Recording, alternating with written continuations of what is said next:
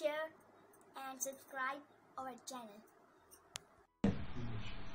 ابو Humaid Saadi نے 10 صحابہ کی موجودگی میں اور 11ویں میں خود سب کو کہا کہ میں تم سب سے زیادہ رسول اللہ صلی اللہ علیہ وسلم کی نماز کا طریقہ جانتا ہوں.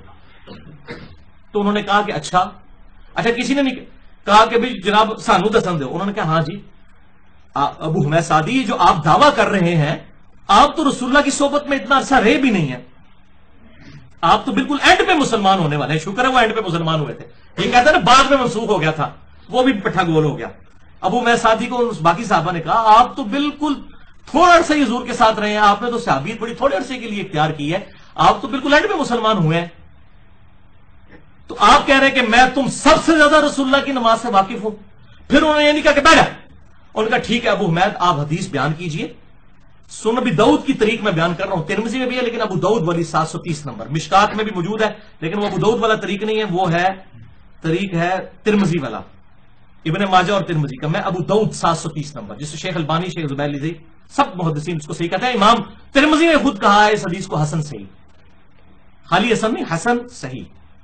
اچھا تو ابو حمید سعدی کہتے ہیں کہ جی نبی صلی اللہ علیہ وسلم, اچھا ان صحابہ نے کہا آپ نماز کا طریقہ بیان کیا, ان کا سنو پھر. نبی صلی اللہ علیہ وسلم جب نماز شروع کرتے تو اپنے دونوں ہاتھ کندھوں تک اٹھاتے, کندھوں سے مراد ہتھیلیاں کندھوں کے برابر, انگلیاں کانوں کی سیدھ میں. یہ کانوں تک بھی اس کو کہتے ہیں, کندھوں تک بھی اس کو کہتے ہیں. میں نے رفع الیدین والا لیکچر دیا مسئلہ 70B میں بتایا. تو آپ صلی اللہ علیہ وسلم جب نماز کا ارادہ کرتے, اچھا اب جب کوئی بندہ نماز کا ارادہ کرنے آئے گا تو وہ کیا ہاتھ باندھے ہوئے کھڑا ہوگا؟ وہ تو نارمل حالت میں کھڑا ہوگا نا, ارسال الیدین کر کے. تو جب نماز کا ارادہ کرتے تو اپنے دونوں ہاتھ کندھوں تک اٹھاتے, اس کے بعد ہر ہڈی اپنی جگہ پر آ جاتی واپس. ہر ہڈی اپنی جگہ پہ کہاں پہ واپس آئے گی؟ جہاں سے سٹارٹ لیا تھا اس نے, یعنی ہاتھ چھوڑ دیے, ادھر سے ہی کھڑے کیے ادھر ہی چھوڑ دیے, ہر ہڈی اپنی جگہ پر واپس آ جاتی. تو آپ صلی اللہ علیہ وسلم سورۃ الفاتحہ پڑھتے, باقی چیزیں ساتھ پڑھتے. اس کے بعد جب رکوع کے لیے جھکنے لگتے پھر دونوں ہاتھ کندھوں تک اٹھاتے, پھر رکوع میں جاتے, پھر رکوع سے سر اٹھاتے, پھر دونوں ہاتھ کندھوں تک اٹھاتے, پھر ہر ہڈی اپنی جگہ پر آ جاتی. اس کے بعد پھر وہ کہتے ہیں رکوع میں جو ہے وہ اپنے دونوں ہاتھ گھٹنوں پر رکھتے, سجدہ کرتے ہوئے اپنے دونوں ہاتھ کانوں کی سیدھ میں رکھتے اور سر کو اس کے درمیان رکھتے. تشہد میں بیٹھتے ہوئے اپنا دایاں ہاتھ دائیں جو ہے وہ زانوں پر بائیں زانے پر رکھتے اور پھر یہ انگلی کا اشارہ کرتے.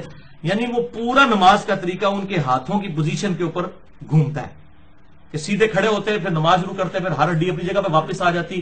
اچھا اس طریقے سے وہ بیان کرتے ہیں. جب اینڈ پہ وہ کرتے ہیں, اینڈ پہ تورک بھی وہ بتاتے ہیں, اور تورک جب آخری رکعت ہوگی, چاہے 2 والی ہو یا 4 والی ہو, تورک ہوگا, آخری رکعت میں تورک ہوگا.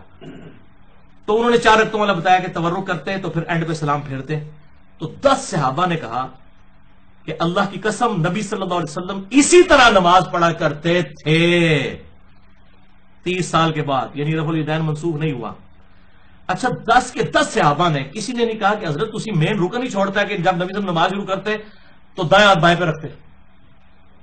وہ ہر جگہ بتا رہے ہیں. رکوع میں کہتے ہیں گھٹنوں پہ رکھتے, یہ بالکل بازو سیدھے ہو جاتے, کمر سیدھی ہو جاتی, جو ہے تشہد میں رازانوں پر رکھتے. ایک ایک ہاتھ کا وہ اشارہ بتا رہے ہیں, اور سب سے بڑا اشارہ انہوں نے سکپ کر دیا. چلو انہوں نے سکپ کر دیا, باقی لوگ بھی تو کہتے, اور بھائی انہوں نے باندھا ہی نہیں تھا ہاتھ. یہ ہے اصل بات, ارسال الیدین ہی انہوں نے کیا تھا. کیونکہ اس میں کیا الفاظ ہیں, جب نبی صلی اللہ علیہ وسلم نماز چھوڑنے کا ارادہ کرتے تو آپ صلی اللہ علیہ وسلم اپنے دونوں ہاتھوں کو کندھوں تک بلند کرتے, پھر ہر ہڈی اپنی جگہ پر آ جاتی.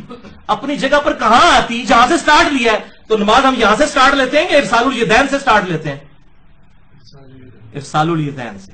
لہذا یہ مرفوع حدیث ہو گئی 11 صحابہ سے کہ آپ صلی اللہ علیہ وسلم ہاتھ چھوڑ کے نماز پڑھتے تھے. چیلنج کریں اس حدیث کو سنن ابی داؤد کی 730 نمبر. عبداللہ ابن زبیر کے اوپر فتوے لگانے والے ابو حمید سعدی کی حدیث جو لیے پھرتے تھے نا رفع الیدین کے اوپر, سب سے سٹرانگ حدیث وہ یہ ہے.